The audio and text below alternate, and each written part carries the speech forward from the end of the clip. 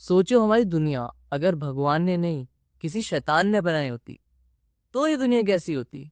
हर जगह क्राइम्स हो रहे होते, लोग उसे चीख चीख कर मदद मांगते, मगर क्योंकि वो शैतान है तो वो उन्हें अनदेखा कर देता। वो अच्छे लोगों को और परेशान करता और बुरे लोगों को और ताकत देता। वो शैतान लोगों पर जुल्म करता, बर्बादी लाता, बीमारियां लाता। वो चाहता कि लोग उसके पैरों में अपना सर रगड़ें, और जो कोई भी ऐसा ना करता वो उन्हें सजा देता। थैंक गॉड ये दुनिया ऐसी नहीं है। यह है। जय हिंद दोस्तों, मेरा नाम है अमिताभ महल और आप देख रहे हैं व्हाइट एंड ब्लैक। ये इस चैनल का दूसरा वीडियो है और मेरी छोटी सी कोशिश लोगों की आंखों पे से पट्टी हटाने की। आज हम बात करने वाले हैं थोड़े से सेंसिटिव टॉपिक के ऊपर। वो सवाल जो लगभग हर कोई घबराता है करने से। Is God real? इस चैनल का कॉन्सेप्ट कुछ ऐसा है जहां पर मैं अपनी दो साइड्स दिखाऊंगा, एक कंफ्यूज्ड और एक इंटेलेक्चुअल, जो कि डिस्कस करेगी ऐसे टॉपिक्स को। इसी के साथ लेट्स स्टार्ट द वीडियो। ओ भाई, आ गया फिर से? क्या हुआ? पर समझ नहीं आता यार। सारी दुआ प्रार्थना करता हूँ, सारे रिचुअल्स भी करता हूँ, फिर भी भगवान मेरी सुनता ही नहीं। देख ले, क्या पता तेरे तरीके से ही ना हो। मतलब, ओए, मेरे धर्म या मजहब के बारे में उल्टा सीधा मत बोलियो। मैं नहीं सुनूंगा। ये तो दिक्कत है, तुम सुनना ही नहीं चाहते। जब आंखों में बंधी हुई पट्टी अच्छी लग रही है तो गिरने से क्यों डर रहा है? अच्छा, तुझे बहुत पता है हमारी जो पूर्वज इतने सदियों पहले इतना सब कुछ बताकर गए थे, वो क्या गलत थे? अगर हमारे बड़े बुजुर्ग इतने ही समझदार थे तो हमसे पिछड़े हुए क्यों थे? और ये सारे अवतार, सारे भगवान, सारे गॉड्स कैमरे के टाइम पे क्यों गायब हो गए? अरे वो तो देख, अगर हिम्मत है सुनने की तो ही बोल। जिन लोगों ने हमें भगवान के बारे में बताया, जो लोग चाहते हैं कि हम भगवान को अपनी जान से भी ज्यादा प्यार करें, मगर उनके बारे में सवाल करेंगे तो उनको और उनके भगवान को बुरा लग जाएगा। कुछ तो गड़बड़ है ना। देख, मैं किसी के विश्वास या श्रद्धा पर सवाल नहीं उठा रहा, मगर विश्वास और अंधविश्वास में बहुत फर्क होता है, और इसी श्रद्धा का कुछ लोग बहुत ज्यादा फायदा उठा रहे हैं। अच्छा चल बोल, सबसे पहले तो मुझे ये बता, तू क्या समझता है भगवान, गॉड, अल्लाह इन टर्म्स से? हम सबके मालिक, जिसने हमें बनाया, पूरी दुनिया को बनाया। ठीक है, मगर ये सब तेरे को किसने बताया? ऑब्वियसली हमारी एंशियंट बुक से। वहाँ पे सब कुछ लिखा है ऑलरेडी। अच्छा, फिर तो जरूर वो बुक्स भगवान ने खुद लिखी होंगी और खुद सबको दी होगी, है ना? हाँ, मतलब नहीं, लिखी तो लोगों ने ही थी, मगर उनको भगवान ने कहा था। अब भाई थोड़ा सा रैशनल होके सोच। कोई इंसान आए तेरे पास और वो बोले कि मुझे एक सपना आया जिसमें भगवान ने मेरे को कुछ नियम बताया है जो कि तुम सबको फॉलो करना है। अब से जो मैं कहूंगा वो ही होगा। तू क्या सोचेगा उस इंसान के बारे में? अजीब ही लगेगा मुझे तो। मैं क्यों मानूंगा उसकी बात? कोई भी ऐसे कुछ भी बोल देगा, मैं मान लूं? ये बुरी कहानी है। ये सब डिपेंड करता है सेफ्टी और सिक्योरिटी पे। आज हम इतने सेफ हैं, सिक्योर हैं कि हम ऐसे मुद्दों पर बात कर सकते हैं, मगर उस टाइम के लोगों की लाइफ इतनी सिक्योर नहीं थी। उनकी पूरी जिंदगी चलती थी उम्मीद के ऊपर। इंसान जब हंटर गैदरर्स थे और वो जंगल में देखते थे कि झाड़ियां हिल रही हैं, इसके दो रीजन हो सकते थे। या तो झाड़ियों में कोई जानवर है, या तो हवा से अपने आप हिल रही हैं। लेकिन हमारा माइंड कुछ इसी तरीके से डेवलप्ड है कि हमें हर बार ये शो कराता है कि हम डेंजर में। तो लगभग हर बार हमारा माइंड हमें यही बताएगा कि उन झाड़ियों में कोई खूंखार जानवर है। धीरे धीरे इस डर को ओवरकम करने के लिए उन लोगों ने होप ढूंढनी शुरू कर दी। उनका मानना था जो कुछ भी चीज उनकी समझ से परे है वो कोई सुपीरियर एंटिटी कर रही है। ये बिजली, बारिश, आग, ये सब। और आगे चल के इंसानों का यही सबसे पहला स्पिरिचुअल एक्ट बना, एनिमिज्म, जिसके बाद पहली बार ये स्पिरिट्स और आत्माओं का कॉन्सेप्ट भी आया। जैसा कि मैंने कहा, जो भी चीज उस टाइम इंसानों को अपनी समझ से परे लगती थी वो उसे किसी सुपीरियर एंटिटी से जोड़ने लगते थे। जैसे उनके पूर्वजों के मरने के बाद उनके सपने आना। उस टाइम ह्यूमंस अपनी सिक्योरिटी और सेफ्टी तो ढूंढ ही रहे थे, और यहीं से आया एंसेस्टर्स की पूजा करना, जहाँ पर वो लोग समझते थे कि उनके एंसेस्टर्स उनकी रक्षा करता है। टाइम बीता और अब ह्यूमंस हंटिंग से फार्मिंग की तरफ शिफ्ट हो गए। अब लोगों के लिए सिक्योरिटी एक बेसिक नीड बन चुकी थी, और ह्यूमंस उस टाइम तक हर चीजों में स्पिरिट्स और एंटिटी देखने लग गए थे। फार्मिंग के टाइम पर इंसानों के लिए नदियां, धूप, बारिश, ये सब सर्वाइवल का मेन हिस्सा बन चुका था। और इन्हीं को खुश रखने के लिए इंसान नए नए रिचुअल्स करने लग गए थे, जिसका आगे जाके नाम पड़ा नेचर डिएटीज। अलग अलग ट्राइब्स जो अलग अलग चीजों पे सर्वाइव करती थी, उनके अलग अलग डिएटीज थे। जैसे जो एग्रीकल्चर पे डिपेंडेंट थे उनके लिए बारिश, और जो फिशिंग के लिए थे उनके लिए नदियां। ये रिचुअल्स एकदम गैम्बलिंग की तरह थे। तो इस चीज को ऐसे समझ कि तेरे पास एक पेट डॉग है जिसको तू हैंडशेक करने या फिर स्टिक लाने पे रिवॉर्ड देता है, तो तेरे पेट के लिए भी ये एक तरीके से रिचुअल ही है। अगर वो तेरे को एंटरटेन करेगा तो तू उसे रिवॉर्ड देगा, फिर तू चाहे तो उसे बीच बीच में रिवॉर्ड ना भी करे तो भी वो करेगा, क्योंकि उसके लिए गैम्बल है। अगर वो करेगा तो उसे रिवॉर्ड मिलेगा, नहीं भी करेगा तो उसका कोई लॉस नहीं है। और यही सेम सिचुएशंस थी ह्यूमंस के साथ। अगर उस रिचुअल से उनको फायदा हुआ तो उनका बिलीफ और बढ़ जाता था, अगर ना भी हुआ तो उनको कोई लॉस नहीं था। जैसे जैसे अलग अलग ट्राइब्स आपस में मिलने लगी, उनमें भी ये चीज आ गई कि किसके गॉड या डेटी रियल है या फिर ज्यादा पावरफुल है। तो अपने डेटी या फिर गॉड को सबसे सुप्रीम दिखाने का सबसे आसान तरीका था पावर। जब भी इन ट्राइब्स के बीच लड़ाई होती थी तो जीतने वाली ट्राइब हारने वाली ट्राइब के रिलीजियस प्लेसेस को तोड़ देती थी अपनी डोमिनेंस दिखाने के लिए। तो कुल मिला के बात इतनी है कि उस टाइम के लोगों को होप तो चाहिए ही थी ऐसी मुसीबतों से निपटने के लिए, और वो उनको मिली गॉड से। ये रिचुअल्स ठीक थे, लेकिन सिर्फ जब तक लोगों ने इस डर का फायदा उठाने का नहीं सोचा। और यहाँ कॉन्सेप्ट आता है अवतार्स और गॉडमैन का। उन ट्राइब लीडर्स ने चीज देखी कि इन लोगों में गॉड की ये बिलीफ और होप बढ़ता ही जा रहा है, तो क्यों ना खुद को भी गॉड से एसोसिएट कर दिया जाए। इससे लोग उस लीडर को भी गॉड की तरह देखेंगे। और क्योंकि ये लोग भगवान से डरते बहुत हैं कि वो उन पर सवाल करने की हिम्मत तो कर ही नहीं सकते थे। और ये पूरा गेम था डर का। उस टाइम के एलीट लोगों ने डरा दिया कि ऐसा ऐसा नहीं किया तो भगवान नाराज हो जाएंगे। और तूने नोटिस भी किया होगा, ज्यादातर ये जो भगवान के अवतार या भगवान के लोग होते हैं, ये ज्यादातर अमीर होते हैं, या तो खुद राजा होंगे या फिर अमीर घर के लोग होंगे। गरीब बहुत कम होते हैं। उस टाइम के राजाओं का ये तरीका था अपनी प्रजा को लॉयल रखने का। राजा को गॉड से एसोसिएट कर दो, प्रजा कभी सवाल नहीं उठाएगी, हमेशा लॉयल रहेगी, और गद्दारी का तो सवाल ही नहीं उठता। यार बात में पॉइंट तो है तेरी। फिर क्या सारे रिलीजन गलत होते हैं? देख, ये जो पूरे रिलीजन का आइडिया था, इसकी शुरुआत हुई थी as a law for society, ताकि समाज में कुछ रूल्स एंड रेगुलेशंस हो, लोगों को पता हो कि क्या सही है क्या गलत। लोगों में कम से कम डर तो रहता था, कहीं अगर कुछ गलत किया तो भगवान हमारे साथ कुछ गलत ना कर दे। ये रिलीजन का पूरा आइडिया डर पर था।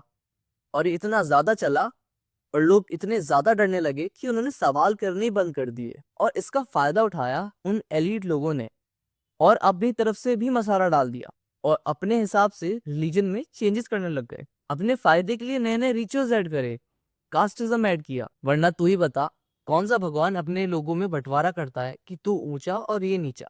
रिलीजन का आइडिया उस टाइम के लिए तो बहुत जरूरी था, मगर जैसे जैसे टाइम बीता, लोगों ने उसे अपने फायदे के लिए इस्तेमाल करना शुरू कर दिया। जिन लोगों को मांस खाना पसंद था उनके धर्म में वो सही, और जिनको नहीं पसंद था उनके धर्म में वो पाप। इन लोगों ने इतना डर भर दिया आम लोगों के मन में कि वो कोई सवाल भी करते हैं तो उनको डर महसूस होता है कि मैं ये सही कर भी रहा हूँ कि नहीं, मेरे सवाल करने सही भी हैं कि नहीं, कहीं मेरे सवाल करने से भगवान नाराज होकर मेरी जिंदगी को खराब तो नहीं कर देंगे। ओ माई गॉड मूवी की एक लाइन थी, these are not god loving people, these are god fearing people. पर तेरे को पता है मजे की बात क्या है? ये लोग सिर्फ अपने धर्म और अपने भगवान से रखते हैं। ऐसा नहीं है कि ये लॉजिकली सोच नहीं सकते, इनसे बड़ा लॉजिकल थिंकर नहीं है अगर बात अपने से दूसरे धर्म की हो। हिंदुओं के लिए मोजेस का समुद्र को स्प्लिट कर देना उतना ही लॉजिकल है जितना क्रिश्चियंस के लिए हनुमान जी का सूरज को निकल जाना, और इतना ही लॉजिकल है दूसरे धर्मों के लिए प्रोफेट मोहम्मद का चांद को दो टुकड़ों में काट देना। ये लोग डरते हैं सिर्फ अपने धर्म पर सवाल करने से।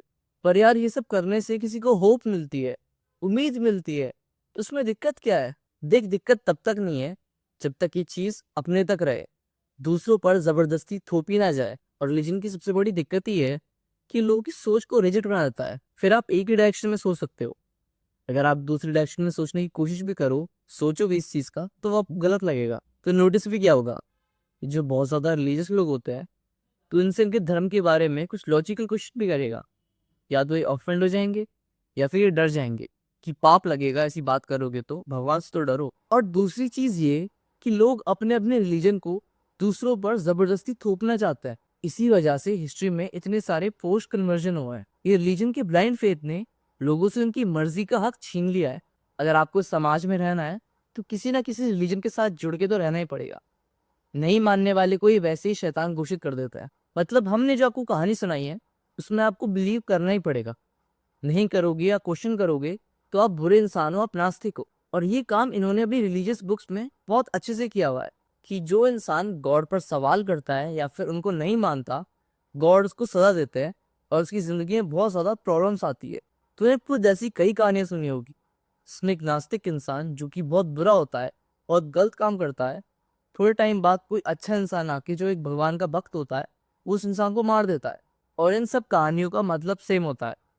अच्छा आदमी मतलब रिलीजियस इंसान, बुरा आदमी मतलब नास्तिक इंसान। और ये सिर्फ एक रिलीजन में नहीं, सारे ही रिलीजन में कहानी सेम होती है। मतलब इतने सिस्टमेटिक तरीके से ये पूरा स्ट्रक्चर बना रखा है कि चाहकर भी इंसान इसकी बाउंड्री को क्रॉस ना कर सके, इसके बाहर सोच ही ना सके। और आपने सोचने की कोशिश करी तो आप सीधा शैतान। ये लोग आपको इस जन्म के लिए तो डराएंगे, आपके मरने के बाद भी डराएंगे कि मरने के बाद आपको तेल में तला जाएगा, आग में झोंका जाएगा। और पूछो तो भगवान हमसे बहुत प्यार करता है, हम सब उनके बच्चे हैं। कौन से पापा अपने बच्चों को सवाल करने पे आग में जला देता है? ये सब तरीके हैं लोगों में डर बढ़ने के। और इसी वजह से ये बिजनेस आज तक भी टॉप पर है कि आपको हमारा प्रोडक्ट खरीदना ही खरीदना है। इसमें कमियां निकाली तो सीधा तेल पे तल दिए जाओगे। पर ये सब चीजें जो तूने बताई है ये तो पहले के टाइम की है, कि अभी भी रेलेवेंट है। बिल्कुल है। जो काम पहले के ट्राइब लीडर्स और राजा करते थे वही सेम काम अब पॉलिटिशियंस और कुछ स्पिरिचुअल लीडर्स करते हैं। लोगों में डर बढ़ना और खुद को भगवान की तरह एज अ प्रोटेक्टर दिखाना। देखिए यार, ये जो ज्यादातर अंडर डेवलप्ड देश होते हैं इन सब में एक बात कॉमन होती है कि ये रिलीजन पर बहुत ज्यादा डिपेंड करने लगता है। हर चीज भगवान के ऊपर छोड़ने लगता है। और इस बात का तो इतिहास गवाह है कि जहां जहां साइंस और डेवलपमेंट को छोड़कर रिलीजन पर लोग डिपेंड होने लगते हैं वो देश बर्बाद ही होता है। इस्लामिक रूल्स इस मामले में बहुत ज्यादा स्ट्रिक्ट है। इसी वजह से 20 सबसे पुअरेस्ट कंट्रीज में से 9 इस्लामिक कंट्रीज हैं। और दूसरी तरफ यूएई और सऊदी जैसी इस्लामिक कंट्रीज जिन्होंने रिलीजन के साथ साथ डेवलपमेंट और साइंस पर भी ध्यान दिया, वो आज ग्रो कर रहे हैं।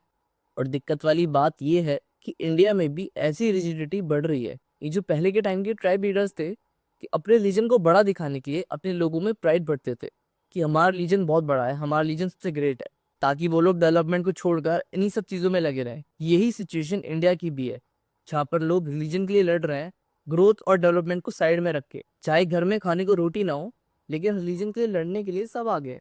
बहुत प्यार है तुम्बा दे रहा हूँ।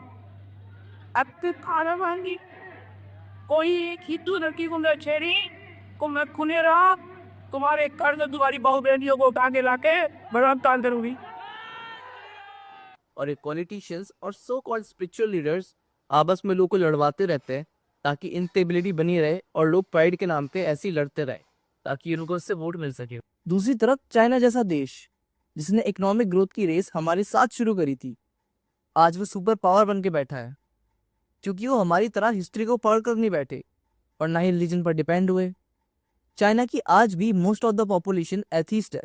रिलीजन की शुरुआत तो लोगों को यूनाइट करने के लिए हुई थी, लोगों को एकजुट करने के लिए हुई थी, लेकिन इससे ज्यादा लोगों में बंटवारा और किसी चीज ने नहीं किया। आज अगर फलस्तीन में इनोसेंट लोग मरते हैं तो ये नॉन मुस्लिम कंट्रीज के लिए कोई बड़ी बात नहीं है, लेकिन मुस्लिम कंट्रीज के लिए इनह्यूमन है। और दूसरी तरफ इसराइल के इनोसेंट लोग मरते हैं तो ये मुस्लिम कंट्रीज के लिए कोई बड़ा इशू नहीं है, लेकिन नॉन मुस्लिम कंट्रीज के लिए बहुत बड़ा इशू है और ये इनह्यूमन है। मतलब क्या इनह्यूमन है और क्या नहीं, ये भी हम अपना रिलीजन देखकर डिसाइड करते हैं। अगर हमारे रिलीजन में कोई मरा है तो इनह्यूमन, हमारे रिलीजन का नहीं है तो कोई बात नहीं। तो यार गॉड है कि नहीं? अगर नहीं तो इंसान होप किससे रखे? यार देख, गॉड है या नहीं ये चीज तो मैं क्या कोई भी नहीं बता सकता। मैंने जो तेरे को इतनी लंबी चौड़ी कहानी सुनाई है इसका कंक्लूजन सिर्फ इतना है कि रिलीजन हमारे पूर्वजों की प्रैक्टिस थी खुद को सिक्योर फील कराने के लिए कि हाँ कोई ऊपर है जो हमें प्रोटेक्ट कर लेगा। लेकिन टाइम के साथ साथ कुछ लोगों ने रिलीजन का मिसयूज किया लोगों के बीच नफरत फैलाने के लिए, जो चीज कुछ हमारे पॉलिटिशियंस और स्पिरिचुअल लीडर्स भी करता है और हमारे देश की ग्रोथ को रोकते हैं। देखिए यार, मैं कोई नहीं होता किसी की श्रद्धा या आस्था पर सवाल करने वाला, लेकिन मैं बस इतना कहना चाहता हूँ कि आपको जो रिलीजियस प्रैक्टिस करनी है आप वो करो, लेकिन किसी और पर ही जबरदस्ती थोपो मत। जब तक कोई इंसान किसी का गलत नहीं कर रहा, किसी को नुकसान नहीं पहुंचा रहा, तो उसे भी जीने दो शांति से। चाहे वो हिंदू हो, मुस्लिम हो, क्रिश्चियन हो, सिख हो या एथीस्ट हो, कोई भी हो। और कई लोगों को मेरी ये बात बुरी लग रही होगी क्योंकि वो सुनना नहीं चाहते, तो मैं उनको बता दूं कि इसमें मैंने जो भी पॉइंट्स रखे हैं वो सब फैक्ट्स हैं और मेरा पॉइंट ऑफ व्यू है। स्टार्टिंग में मैं इसके लिए डिस्क्लेमर भी डाल दूंगा। मेरा इंटेंशन किसी की श्रद्धा को ठेस पहुंचाना नहीं है, मैं बस लोगों को यूनाइट करना चाहता हूँ कि हम सब एक है। और बाकी बात रही होप की, तो देख इतना स्ट्रॉन्ग कोई नहीं होता कि बिना किसी उम्मीद के इस दुनिया में सर्वाइव कर सके। हर किसी को अपने सर के ऊपर एक साया चाहिए होता है कि हाँ कोई है जो हमें प्रोटेक्ट कर रहा है। गॉड का जो रियल कॉन्सेप्ट है वो इंसानों की समझ से बहुत परे है। हमने जो गॉड का कॉन्सेप्ट बनाया है ये हमने अपने अपने हिसाब से बनाया है। क्या पता हम जिस गॉड को इतना परफेक्ट समझते हैं उतना परफेक्ट हो ही ना। दुनिया में इतना सब कुछ गलत हो रहा है, क्या पता गॉड को सही और गलत का कॉन्सेप्ट ही ना पता हो, इमोशंस फीलिंग्स इनकी समझ ही ना हो। हर इन्वेंटर चाहता है कि उसकी इन्वेंशन परफेक्ट हो। ह्यूमंस ने एआई बनाया और एआई ह्यूमन से बेटर है, तो जरूरी तो नहीं है कि इन्वेंटर अभी इन्वेंशन से बेटर ही हो। क्या पता हम ह्यूमंस गॉड से बेटर हो। रिलीजियस स्क्रिप्चर्स को मैं गलत नहीं कहूंगा क्योंकि वो उनकी अपनी फिलोसफी है लाइफ के बारे में, लेकिन जैसे जैसे साइंस ग्रो कर रहा है गॉड का कॉन्सेप्ट इंसानों के लिए और बियॉन्ड जा रहा है। मतलब लोगों को उसके बारे में एजुकेट करने की बहुत जरूरत है, लेकिन हमारा इंडियन एजुकेशन सिस्टम क्या ही कहें। कहते हैं अगली वीडियो में, तब तक के लिए स्टे ट्यून्ड। तो दोस्तों ये था पूरा वीडियो, आई होप आपको पसंद आया हो। अगर नहीं आया तो आई एम सॉरी। अगर आपको लगा हो कि मैंने आपके जज्बातों को हर्ट किया है तो I am really sorry, but मेरा कोई ऐसा इंटेंशन नहीं था। बाकी अगर आपको लगता है कि ये बातें मेरी कुछ गलत हैं तो आपको शायद थोड़ा सा और बियॉन्ड सोचने की ज़रूरत है ताकि आप समझ सके कि मैं कहना क्या चाहता हूँ वीडियो में। बाकी like comment and share this video.